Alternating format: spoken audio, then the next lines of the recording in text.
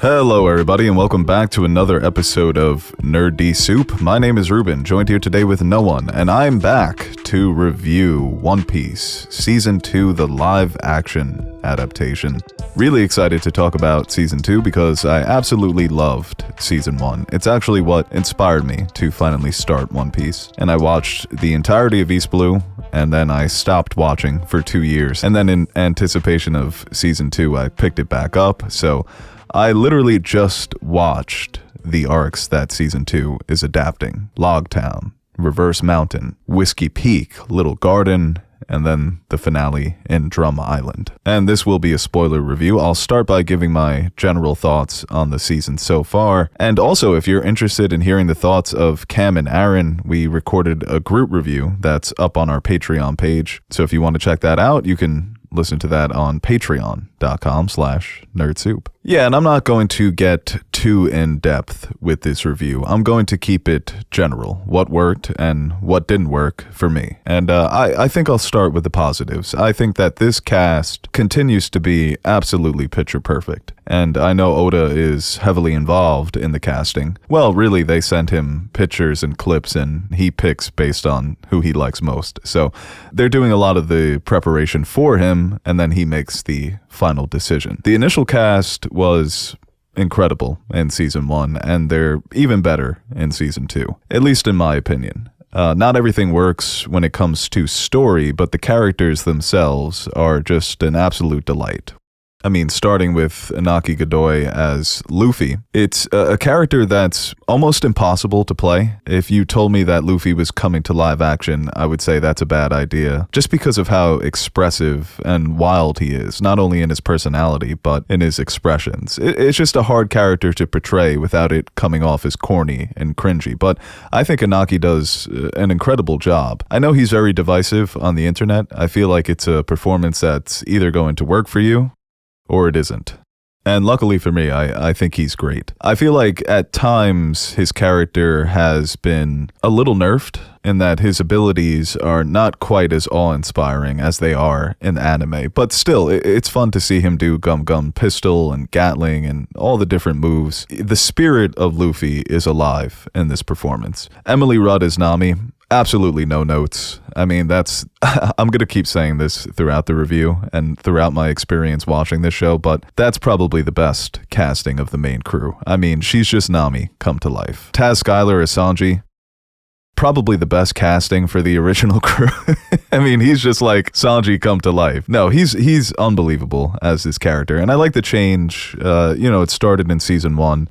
Continues in Season 2. In the anime and the manga, Sanji is unforgivably horny in a way that really takes away from his character because he's cool, he's suave, he's got the cigarette, the hair, the twirly eyebrow. And in the live action, they make him a ladies' man, where he's charming. He is horny, but he also is respectful of the women in his life. And, there were a couple of great moments between him and Nami this season, especially when she's sick and he's opening up about what happened to his mother. But I really like the relationship he had with Vivi, where he's the one who jumps in front of her after she's shot. So it shows that he's willing to put his life on the line for someone he barely knows because he's a good dude. And he also is a little bit biased towards women.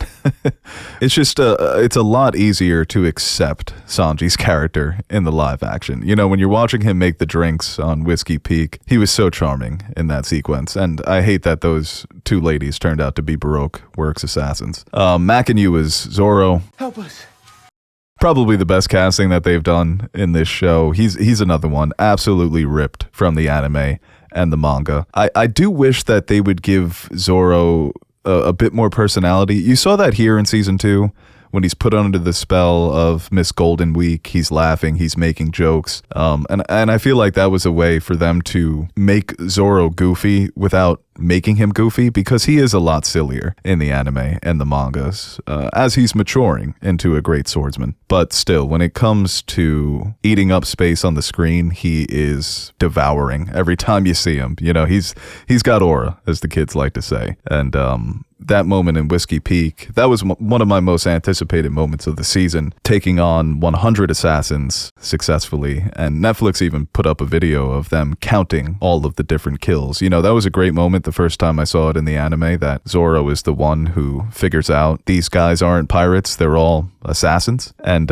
yeah, the action choreography there was stellar. And I think that's something that the show continues to do well. A lot of solid action moments. Maybe not quite as good as season 1. I feel like season 1 had a better finale, to where the action moments in the finale for season 2, it's not that they're underwhelming, but it almost feels like we're rushing through the story with action in season 2, rather than fleshing it out and making sure those action moments hit as hard as they can. Still pretty solid. Zoro is by far the standout, even though there were some cool moments with Sanji, but yeah, you couldn't ask for a better Zoro. I just do wish they would allow him to lighten up a bit. Even in moments like when he first meets Tashigi. In the anime, the emotions are running wild. In the live action, it throws him off a little bit, but he quickly recovers. So I just wish they were willing to make that character a bit more human. It almost looks like they're portraying him as perfect, except when he's, you know, reminiscing on Mihawk and how Mihawk kicked his ass. Jacob Romero Gibson is Usopp. I think Usopp, as much as I like the changes with Sanji, Usopp it's still Usopp, but in many ways feels like the perfect version of this character, where he's still very braggadocious, and he likes to embellish with the storytelling and all the great feats, but he's still very much learning how to be brave, how to fit in with this crew of seemingly super powered individuals. How do you stand out? How do you make your mark as just a normal guy? And I think he's very relatable in the show, to where in the anime you watch him and sometimes you're so frustrated by some of his actions, and his overall demeanor can be a bit annoying. I think in the live action, he's more charming. Like when he's at Whiskey Peak and he's having fun throwing the darts and he's getting the crowd involved, he's absolutely hamming it up. That is maybe my favorite Usopp moment of the show so far. I mean, he's got some good emotional moments, like the speech he gives to Chopper at the end of the season, but he's very charismatic and charming in a way that he isn't in the anime. So I think the way that they've adjusted that character for live action has really worked, and the actor's great. And now turning to the villains, I think the portrayal of Baroque Works, top to bottom, was awesome. You know, meeting Ingram at Whiskey Peak and then seeing the big fight between Baroque Works and Zoro. Mr. Nine, that casting, maybe the best casting of all time. Not just the show, of all time, okay? We're getting even more hyperbolic. I thought that he was brilliant. And Vivi, Miss Wednesday, played by Charithra Chandran, one of the fan favorites coming into season 2, and my reactions to this character were exactly the same as when I met her in the anime. At first, I hated her, and then over time you come to really love her, and it's hard to see the Straw Hats without Vivi as a part of the team. Maybe that happens a little bit too quickly in season 2, but still, I think that the actress was a great choice. And when you see the change from her working undercover as a Baroque Works agent to that first scene with Igaram, and you learn about what she's actually fighting for, her kingdom of Alabasta, which is going to be the basis for season 3, the crew traveling with Vivi to Alabasta. I can't wait to see that. I thought that she was a great addition, possibly the best addition to the cast overall. And of course, another fan favorite coming from the anime, Nico Robin, Miss All Sunday, the love of my life. And I think Lyra Bova as this character, from the very first moment you see her, she's perfect.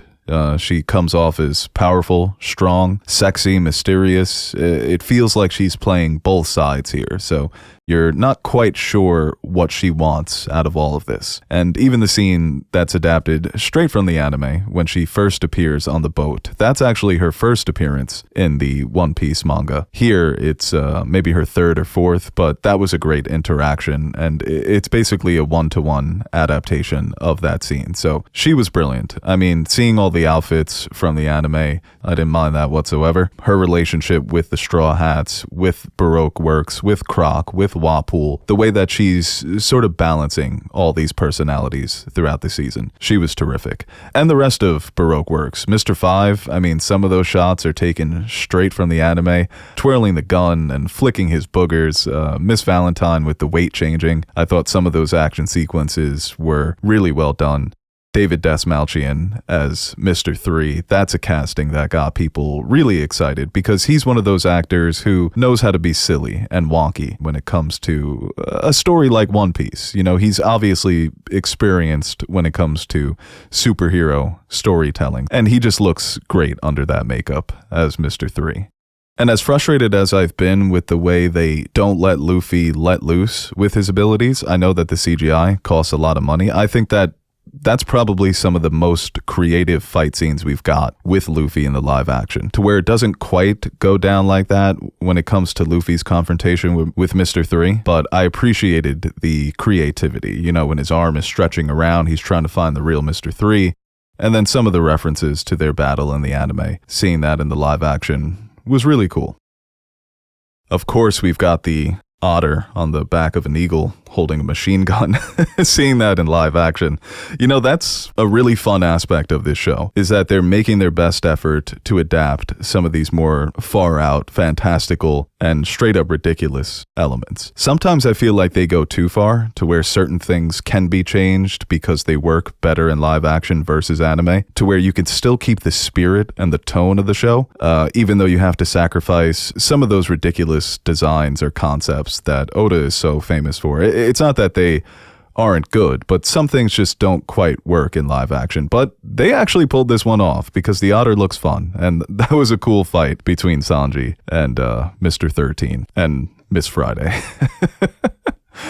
Oh, that's good stuff, man. And of course, another fan favorite would be Smoker, played by Caleb Kerr. My only issue with Smoker in this season is I wish they would have given him a larger jacket, because I feel like it's just too tight. And when he first appears, I thought to myself, does Smoker just walk around without a shirt? And I guess he does. Yeah, I went back and watched the anime, and it's something I didn't even notice. He's absolutely shredded with his 8-pack. This guy's kind of shredded too, so I mean, if you've got it, flaunt it, right? But he was good. It was fun watching him fight with Luffy. You see how powerful he is. You know, he's a character. The first time you meet him, you think no one's ever going to be able to defeat this guy one-on-one. And honestly, it's kind of true. And we also see Tashigi. You know, I mentioned the moment that she has with Zoro. You know, seeing her passion for the swords, that's her dream. She wants to collect all the great swords. At first, she's helping Zoro. She learns that he's a pirate and she feels betrayed. And that's a dynamic between those two characters that's been very interesting in the anime. The way that Zoro is being haunted by his past. And they also have him being haunted by Mihawk, which is an interesting change. But it's also the physical manifestation of the childhood friend he lost. It's a different way to show a character being haunted by their past. It's one thing to have the memories and the trauma, but it's a totally different thing to actually see them in the flesh and to know that it's not your imagination. It's somebody who not only resembles them in physical appearance, but in personality. So yeah, she was cute. I saw her getting a lot of hate on the internet. I think she was fine. I think sometimes people, they have an idea of who these characters are in their minds, and then when the character comes to life in a way that I consider to be accurate, they're disappointed. To me, Tashigi was always kind of cute and nerdy, a little clumsy, wide-eyed, naive, and I think that she really fits all those characteristics. And don't do a little dance.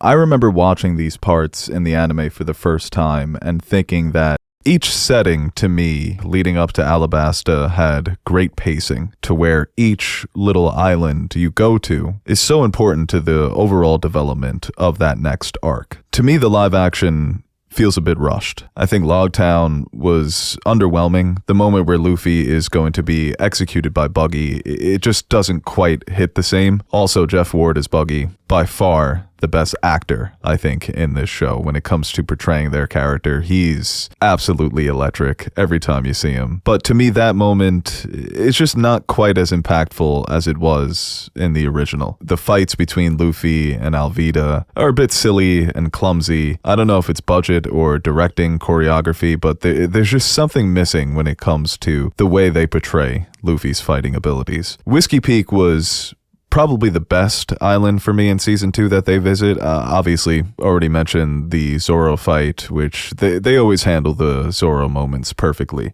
And it's not that it's hard to get that wrong, because we've seen underwhelming sword fights before, but they really lock in when it comes to his choreography and the fighting style. It's terrific. And I think that the first encounter with Baroque Works, I like the look and feel of that sequence. That nighttime, the conspiracy of the story is starting to reveal itself. We see the sacrifice with Igaram. I keep saying his name differently throughout the review. I apologize.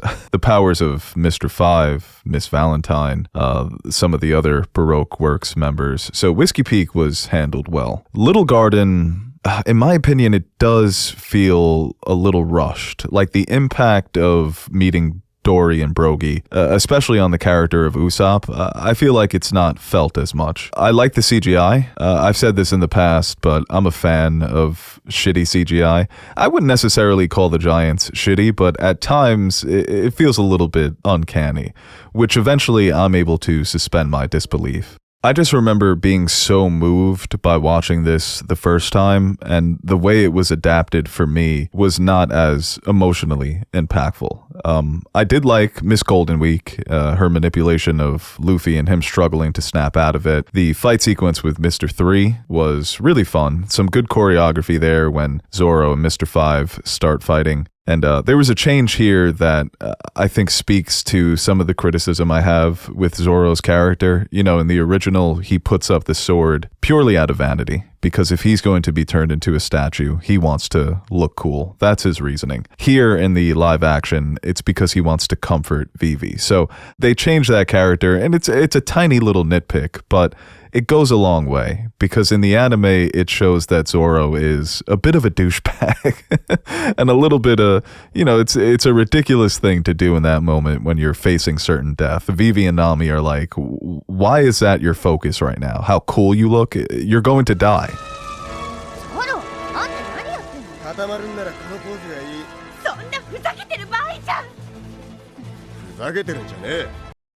Yeah, here it's just him comforting Vivi. A small change that I do think goes a long way when it comes to characterization. I was really happy that they adapted the moment of Dory and Brogy destroying that monster so they can sail right through it. That was epic. And apparently Little Garden has some Easter eggs for characters that haven't appeared yet. Things that I don't even know because I'm not fully caught up on the anime. So that's fun for people who are caught up. And I do feel like there's like they're going to mash the story together because they're teasing scenes and characters that haven't been revealed up until this point in the manga. It's going to be interesting to see the way they do that. Like Reverse Mountain, where we meet Laboon, the island whale. His backstory absolutely killed me the first time I watched it, and I think it's equally as sad here. But a character like Brook, who is someone that you don't meet until a little further down the road in the anime, they're already teasing his appearance as the musician who used to play his violin and sing for Laboon, giving us that connection that these characters have. And the portrayal of Brook, the first time I heard his laugh, I thought that's all we were going to get, a nice little teaser. And then he appeared in the scene. The look of the character, the vibe of the character overall was just another great addition to this cast. And the way it's resolved after they're swallowed whole by the whale, Luffy singing him the song, it was a touching moment because the song does have a lot of meaning to this story. But I feel like that's where they're hurting the character of Luffy, because even though it's a great moment and he's able to have this emotional connection with Laboon, a lot of these moments in the anime, Luffy's inspiring his crew, he's turning enemies to friends, not based on his speeches or what he's saying, but based on his actions. That's where I feel like some of his characteristics have been softened a bit. to where he is a wild boy, almost like Donnie in the Wild Thornberrys, except he can fluently speak English. That Luffy can be hard to love at first, but over time, it's the moral center of that character that really draws you in. And it's not because he puts your arm around you and he gives you a pep talk, but he inspires you in ways that you just didn't see coming. That his actions, how far he's willing to go to fight for what he believes in, leaves you in awe of not just his power and his abilities, but who he is as an individual. And I feel like that happens in Drum Island as well. You get the great introduction to Chopper, who is a fan favorite. I think the CGI was really cute. I didn't mind how creepy he looked in some of those transformations when he's Big Chopper. Medium hybrid Deer Chopper probably looked better than when he's cosplaying as Jim Carrey in The Grinch. But the moment when he defends the flag, where we have the backstory with Chopper and Hiralik, which is something that absolutely killed me the first time I watched it, and I think it was devastating for a lot of people who were watching it for the first time. You're seeing this cute little baby who's been ostracized by the deer, by the people of Drum Island. He's got his first friend with Hiralik, and it's Hiralik who teaches him not only how to be a doctor, medicine, being a caretaker, but what it means to be free, and how the pirate flag is a symbol throughout the world of that freedom everybody deserves. So when Wapol tries to destroy the flag, it's a moment to me, and I imagine it goes over differently if you didn't see the original, but I feel like the scope and scale of that moment was totally lost by the fact of it taking place indoors. You know, in the original, it's on top of Wapol's castle. He's holding the flag. Chopper is watching him in awe. He can't believe that he would put his life on the line for a piece of cloth. I don't know, that moment specifically, and then the finale overall, it just fell flat for me. I think Wapol was a character that I think he comes off as very goofy in a way that's not intimidating or cool. You know, Wapol is without a doubt a villain. He's not very complicated as a character, but I think some of the silliness and the way that he's portrayed in the anime was lost. Like even the first meeting of Wapol, he's on their ship and he starts eating it, and Luffy just punches him to the moon. You hear his introduction with Nico Robin. He's just being obnoxious and rude and unlikable, and almost like a Disney Channel villain. And I think that's the problem with Drum Island. Because you're leading into Alabasta, which is, it almost feels like this is a part one for the same season, where season 2 and season 3 are just one 16-episode season. If Drum Island is going to be your finale, it needs to feel big. And to me, it just didn't. And I think Oda's subversive in ways that the show has been hesitant to embrace. Like a character like Crocus. When you meet him in the anime, his demeanor is very grumpy and unfriendly. But then you quickly learn he's kind of just a good guy. He's helping out this whale. It's basically what he's dedicated his life to. And he's very willing to help the Straw Hats right off the bat. You know, he chastises them a little bit for being rude. おいじいさん、教えてくれ。ここはどこで、あんたは何者なんだ？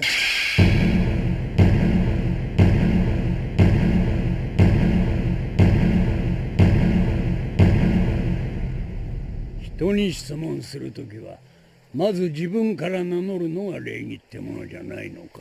Other than that, he's friendly, and it's a bait and switch where you think this character, you don't know anything about him, he looks like a dick, so you're a little scared. And the demeanor of the character is very similar in the live action, but his personality is changed to be a bit more cliche. He's like the character who's lost all hope, and now it's being restored by the Straw Hats.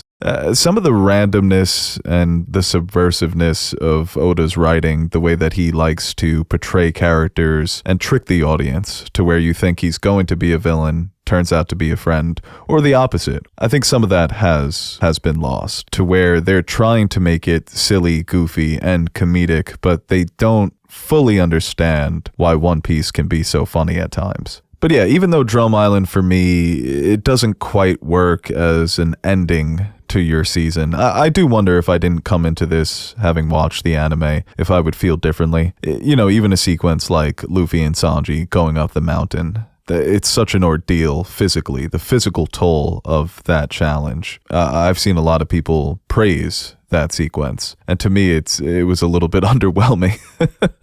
But I feel like I'm being a little bit overly critical because of having watched the anime. It sucks being that guy, but somebody's got to do it. And let me end this review on a more positive note. Michaela Hoover as Chopper. As I mentioned, the design was so well done, and I recently read something that Oda warned the producers that Chopper had to be cute. They couldn't compromise on the cuteness, and I think her performance really added overall to the character, where you listen to her speak in interviews, and she's not changing her voice that much, but it's still an impressive way that she embodies the spirit of Chopper, a young, naive, wide-eyed boy trapped in the body of a shape-shifting deer. So I think she nailed the overall tone of that character with her voiceover performance in ways that honor the character and reminiscent of the way he's portrayed in the anime. And the characters of Hirulik and Korea, who are essentially Chopper's parents, I think the impact that those characters had on Chopper's story in this adaptation is just as powerful as the original, especially Hirulik, seeing his sacrifice and then the emotional reaction that Chopper has at the end to the cherry blossoms. A great moment between Chopper and Usopp when he gives him that pep talk about leaving home. Also, Zoro taking Chopper and putting him on his shoulder after Chopper is overwhelmed by the emotions of leaving Drum Island. Incredibly sweet. Zoro just met this character for the first time, and he's willing to be a big brother to him. And I think that's a moment that, sometimes you think with Zoro, does he actually like anybody? Does he actually like his crewmates in the Straw Hats outside of Luffy? But every now and then, you see the heart of that character, and I think that was a great way to portray the love that Zoro has for his friends, even when they're new friends. Unfortunately for me, the finale has me more excited for season 3 rather than being satisfied with the season I just watched. After season 1, you feel like you've completed a full story and you are anticipating what comes next, but you're not left wanting more. With Drum Island, I'm left wanting Alabasta. We get the teaser at the end of Crocodile. He is revealed as the mastermind behind Baroque Works, being played by Joe Manganiello. We also see Nico Robin and the bounty that she's had on her head since she was a child. That's what I'm really anticipating coming out of season 2. Feeling like I've been teased for a story that should be happening right now, that shouldn't have a year gap in between episodes. It doesn't feel like we're waiting for season 3. It feels like we're waiting for season 2, episode 9. That's a little unfortunate for me. Based on the ratings and based on the fan reactions, I feel like most people are satisfied with this season overall, and specifically the finale. And I'm happy about that. I'm a fan of One Piece. I want this show to succeed. I want it to continue to grow, to bring in new fans. Even if I didn't necessarily love it, it's still something that I'm going to support. So, for One Piece Season 2 live action, that is going to be my review. As mentioned previously, we also have another review of Season 2 featuring myself, Aaron, and Cam, which is a bit more negative in tone than this review was. So if you can stomach it, go ahead and check out our Patreon page. Guys, thanks for watching. Thanks for listening. Let me know in the comments down below what you thought of One Piece live action Season 2. We will be back very soon with our One Piece Revisited series, where me and Cam are quite literally reviewing the same arcs that they covered in Season 2. So that's fun. We're going to put a preview for that at the end of this video, so stick around if you want to hear me and Cam talk One Piece. Guys, thanks for watching. Thanks for listening to another episode of Nerdy Soup. God, I wish my parents would have given me a middle name starting with D. That would have been sick.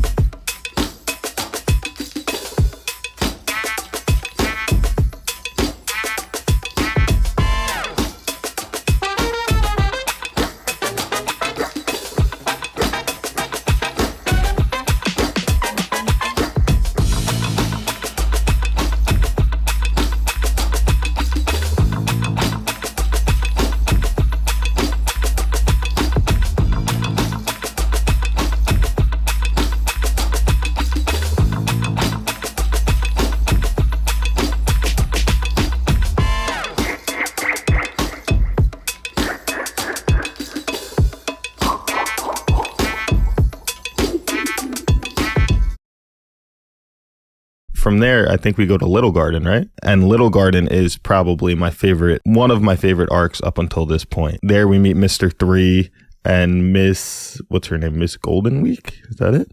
Maybe? Yes. Yeah. Miss Golden Week. And this is like the first real time in the show where I felt like, damn, maybe the Straw Hats are cooked here. You know, I got to that part when they fucking sabotage the duel between Dory and Brogy. Yeah, I was furious, bro. Especially like because even Vivi doesn't quite understand it, and this mini arc is so important for the character of Vivi and also Luffy. But when they're trying to explain to her what it means to have this sort of eternal honor, where they don't even remember what they're fighting over, but they're still going to fight because it's about this mutual respect, pride, ego, and yeah, maybe it is a little ridiculous, but it's what these warriors do. Their culture is so engraved in fighting spirit and in honor, and the fact that it's been 100 years almost, and they've just been going to a stalemate for 100 years every day. It's so good. I'm not to spoil anything, but it sets up a lot of themes for characters we see going forward, and it's currently paying off a lot where we're at right now in the manga. And I went back and watched this a few weeks ago, and it's honestly it's great seeing all the characters at this point in their story and seeing where they are now, because the foreshadowing in this arc is amazing. Yeah, no, it foreshadows Alabasta's civil war by using these two giants caught in this eternal duel. And I think even like when they first get to Little Garden and Luffy, typical Luffy, he's so excited seeing the prehistoric geography and the dinosaurs and the animals, and he immediately goes to what's the fucking long neck dinosaurs? I haven't watched Jurassic Park in a while. The Bronchiosaurus. Bronchiosaurus. Oh Yeah, my God, I pulled that out of my ass. Let's go. That is a great pull. You literally said it as I Googled it.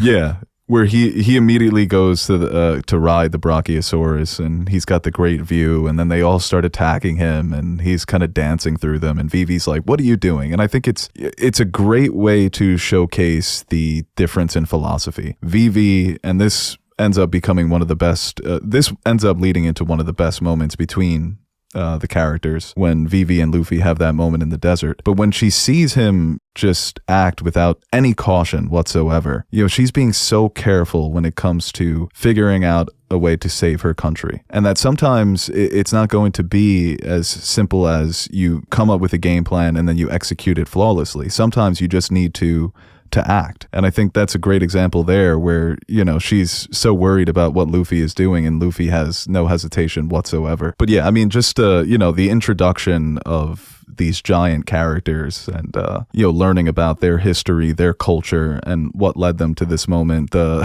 you know, the goofy laughs that they have.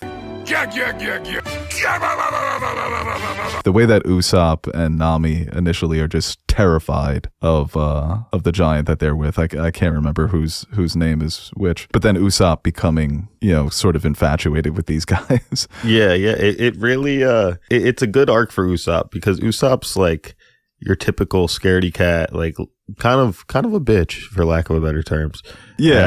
And this arc kind of shows him what the warrior spirit really is, and it gives him an idol to look up to, somebody who Usopp hasn't had his whole life. I mean, Usopp's family, his father wasn't around, his mom passed away, and he's kind of been on his own, and this kind of gives him, besides the crew, his first role model and like companions who he thrives to be like. And it honestly was one of my favorite moments for Usopp so far in the show, even up to where I'm at now, because it does affect his character a lot. And throughout the rest of the show, you see that these moments in Little Garden really shape who he's trying to be. The fight in Little Garden is one of my favorite fights as well. When there's just so many little funny things they do in the pre-time skip part of the show, like Zoro getting turned into wax, and dude decides to strike a pose. Oh my fucking God. He's like, if I'm going out, I'm gonna go out stylish, dude. Yo, that shit was so funny.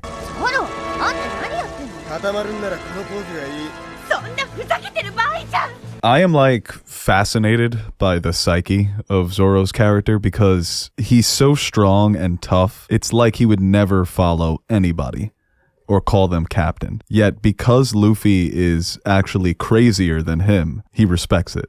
But Zoro in his own right is really almost just as crazy. Like him even not threatening, but him even saying, oh, I'm just going to cut off my legs. And they're like, dude, if you do that, how the hell are you going to fight?